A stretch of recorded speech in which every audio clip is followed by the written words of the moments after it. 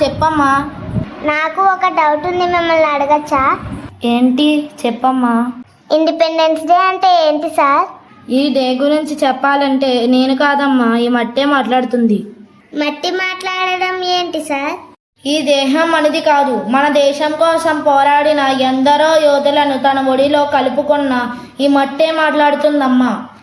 అంటే దేశం అంటే మట్టా సార్?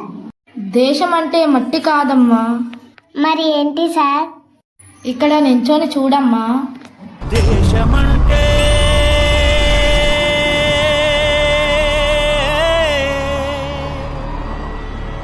మతం కాదు,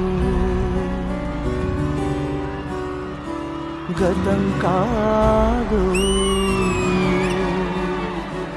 అడవి కాదోయ్, గొడవ కాదోయ్, అన్న చేసి గన్ను కాదు, క్షుద్రభేదం పాడుతున్న ఉగ్రవాదం కాదు కాదోయ్, తీవ్ర వ్యాధిగా మారుతున్న తీవ్రవాదం కాదు కాదు.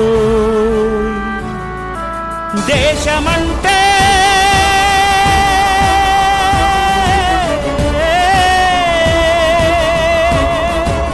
దేశమంటే మట్టి కాదు, దేశమంటే మనుషులు, దేశమంటే మనుషులు, దేశమంటే మనుషులు.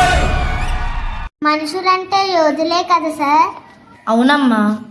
అయితే వాళ్ళల్లో కొందరి గురించైనా మాకు చెప్పండి సార్.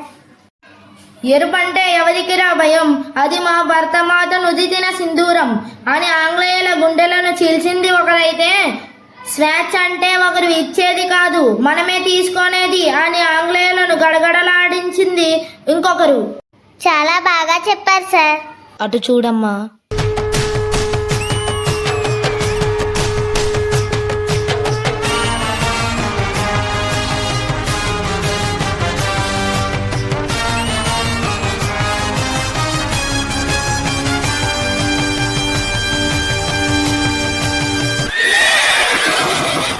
దోపిడీలను అన్యాయాలను అరికట్టాలంటే స్వాతంత్ర్యం కోసం తిరగబడమే శరణ్యమని అన్న మన్యం వీరుడు ఒకరైతే, ఫలం మానవ జాతికి శాశ్వత హక్కు, స్వతంత్రం ప్రతి ఒక్కరికి జన్మ హక్కు అని దేశం కోసం ప్రాణం అర్పించిన నిప్పుగణం మరొకరు.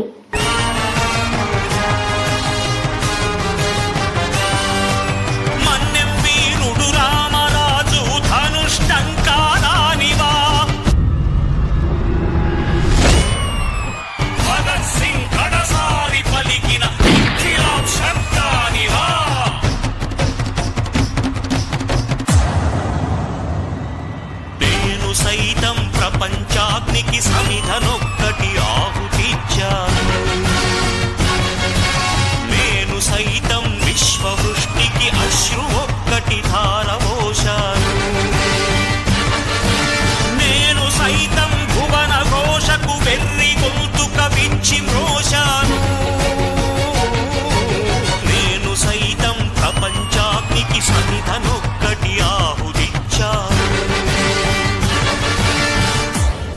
ఇలా చెప్పుకుంటూ పోతే ఒకరు కాదు ఇద్దరు కాదు ఎందరో వీరులు తన ప్రాణాలను అర్పించి స్వతంత్రం తెప్పించారు. Thank you sir.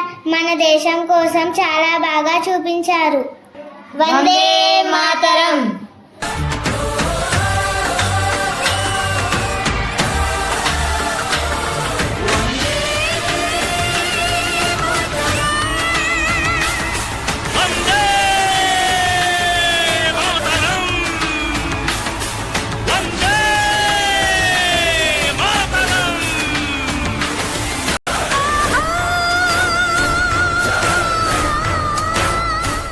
దేశమంటే